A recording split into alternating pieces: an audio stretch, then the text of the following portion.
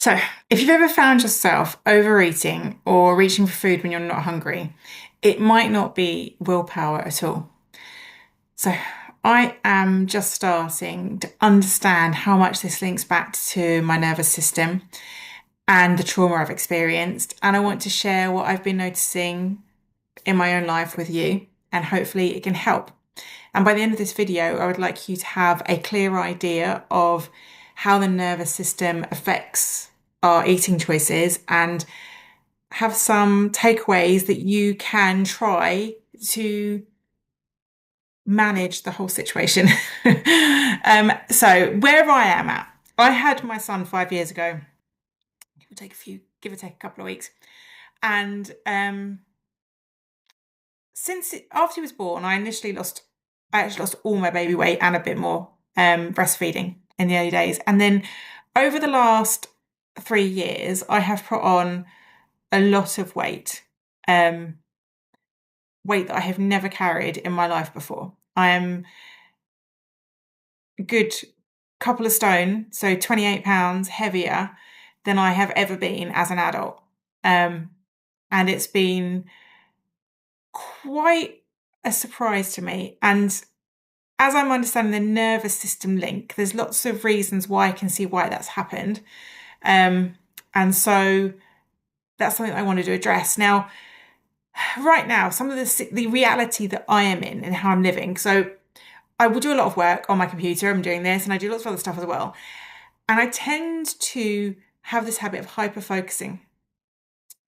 And I forget to eat or drink. And then I might think, I need to get a drink. So I get up and get myself a cup of coffee. And I think, I'm hungry. I'll just have a couple of biscuits with it. Okay, so I'm having a snack and I'm not eating and I'm not properly drinking. So sometimes I find myself working and I can actually feel my tongue getting stuck to the roof of my mouth. I'm that thirsty, but I've just not bothered to get up and do anything about it. So then I'll get really, really hungry and then I'll just binge eat a load of rubbish. And I'm not consciously thinking, because I haven't consciously taken the time to cook a meal and eat something healthy, because if I did, I would eat something healthy because I actually like healthy food, right? It's not like I don't like it. I would eat healthy food, but I just don't. And the other thing that I've become very aware of with my eating is I eat for comfort and for safety. So if I have a strong emotional situation that I'm going through, I will just instinctively go to eat. And I'll eat, and I just want something that's going to comfort me. And then I eat really unhealthy things like crisps and chocolate and biscuits and really unhealthy things that still feel like comfort for me. And then I regret it afterwards.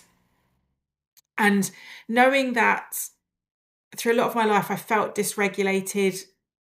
Like, it's hard to describe, but I'm kind of very aware with my nervous system that even when I'm calm, there's an underlying little bit of fight or flight that's just like, it's just wobbling along underneath there.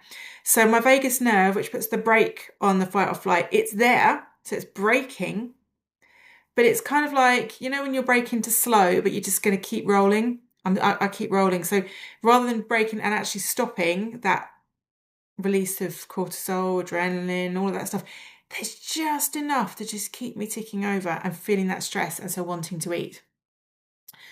And just like, the reason I'm sharing this is I am not sharing this as someone who has fixed this problem and knows, right, this is the solution, do this. And really, I'm not really into that kind of thing of like, because we're all different anyway, do this solution and you will be fixed, because invariably someone else's solution is not your solution.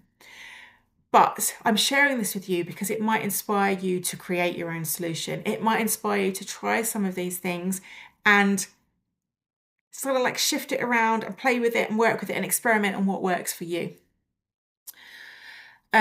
So, I mean, I've talked a little bit about the nervous system, but just go into a bit more detail. So when we're dysregulated, so I talked about how I've got that brake on, but it's not quite on enough. So I'm slightly dysregulated all of the time.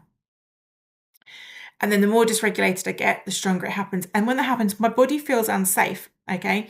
So it doesn't feel like it's safe enough to take care of everything. And food acts as that, it fills that gap, or it feels like it fills that gap, but it doesn't really, because that's why you continue feeling hungry, because actually you're not it's not a physical hunger, right? Your body isn't hungry. Your body doesn't need food.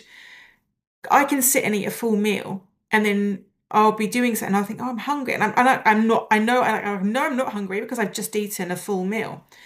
And so my physical body isn't hungry, but my mental body is hungry.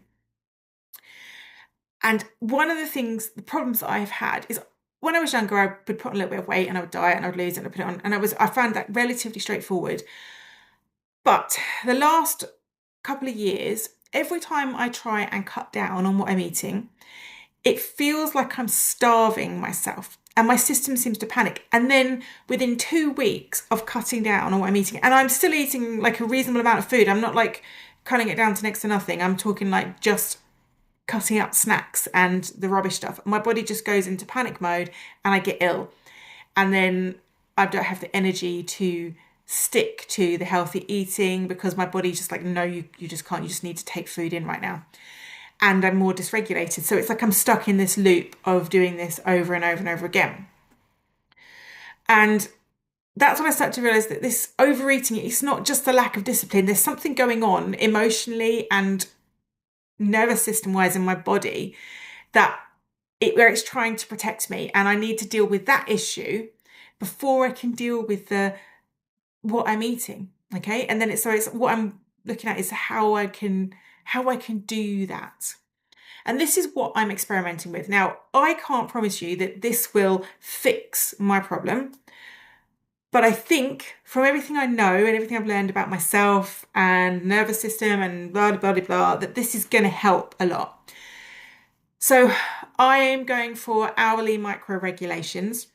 And this is checking in with water, a bit of movement, a breath. So before I did this video, I'd spent an hour doing something else and I took a break. I made myself, now I'm one person, I don't even drink caffeine, but I've been drinking decaf coffee a lot, like lots and lots of decaf coffee, which I don't actually think is good for my nervous system as it is anyway, because there is still some caffeine in it and I don't respond very well to caffeine. So anyway, I've decided to cut right back on my coffee. And I used to drink a lot of red bush tea. This is kind of really irrelevant, not helpful, but anyway, I'm sharing it with you anyway. I used to drink red bush tea and I got out of the habit. I don't even know why I got out of the habit because it's what I used to drink all the time. So yesterday I bought myself some red bush tea bags and I have got a cup of red bush tea here because I thought, well, okay, well, I'm going to choose a drink that's going to nourish me as well. So I chose a helpful drink and I did a breathing exercise. So I did 4, 7, 8. I did calm myself. Now I'm sitting here doing this and I feel okay. Like I feel quite normal, but I can feel just sitting in my solar plexus, there's like an activation. And that to me is a form of anxiety that's just living in there. And so I'm still living with that, but I'm working on bringing that down. But that getting up, doing it, regulating is helping already. And then rather than thinking, okay, I'm going to start restricting what I'm eating, I'm trying to add in more stabilizing foods. So more complex carbohydrates and proteins. So adding in things like quinoa for sustenance or tofu and the healthy proteins. Now I'm vegan, so obviously if you eat meat, it's going to be a different situation, but adding more protein-based foods, adding more nuts and seeds and things that are going to nourish me. So even if I'm not cutting down on the calories at the moment, I'm learning to nourish my body with quality food rather than snacks and sugary, fatty foods that are not going to give me any real benefit. Now, I know how to eat properly, so it's whether I can, this comes down to me making those choices as well.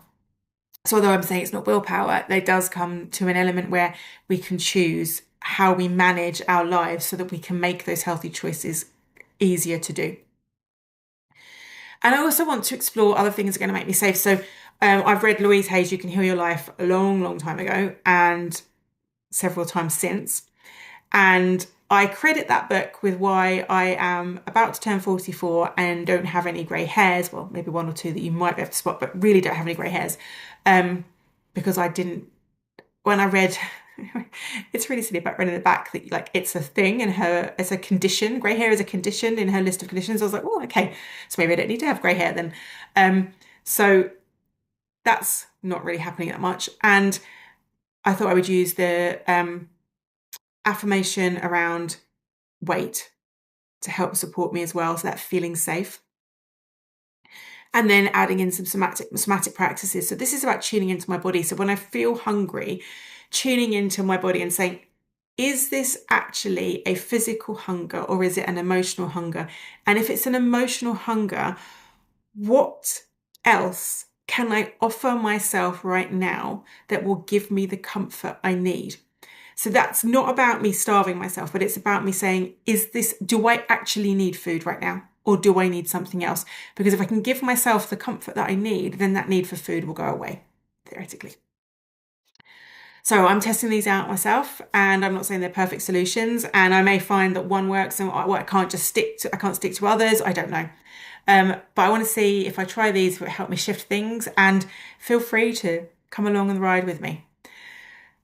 So, one thing I would say is I think that a lot of us blame ourselves for our eating habits, and that fuels the fire, because if our nervous system is dysregulated and that's triggering some of our overeating habits, then when we start to blame ourselves for having a lack of discipline, a lack of willpower, we just can't get it right. We know what to do, but we're just not doing it. And all of these negative stuff, what we do is create shame in our own minds and around what we're doing. And that actually compounds the dysregulation, and it makes us want to comfort eat more because we're shaming ourselves. And I think it's time to stop adding the shame in, stop making ourselves feel bad for what we do because our body needs to feel safe, and start to understand that actually we can offer ourselves love, kindness, compassion, and safety, and allow ourselves to heal naturally. So if we work with regulation and safety, maybe that food part just starts to feel less of a battle. And that's kind of where we're aiming for, really, isn't it? So I'd love to hear in the comments your thoughts on this, and if you're going to try any of the tips that I've suggested, or if you have any of your own tips that you would suggest that would help to expand what I'm doing. And just that at the moment, this is where I am, and hopefully you found this interesting, but I'm at the very beginning of untangling how eating and safety are connected in my body, and I think it's going to be quite an exciting journey to go on together. So yeah, share your thoughts, share your comments, share your reflections. And if you enjoyed this video, remember to hit like and subscribe so you get more of my stuff and I can update you on how things go. And if you'd like to connect on a deeper level, remember to come and join me in the Sacred Pause, my free school community, and I will drop the link in the description for you. And hopefully I will see you again soon.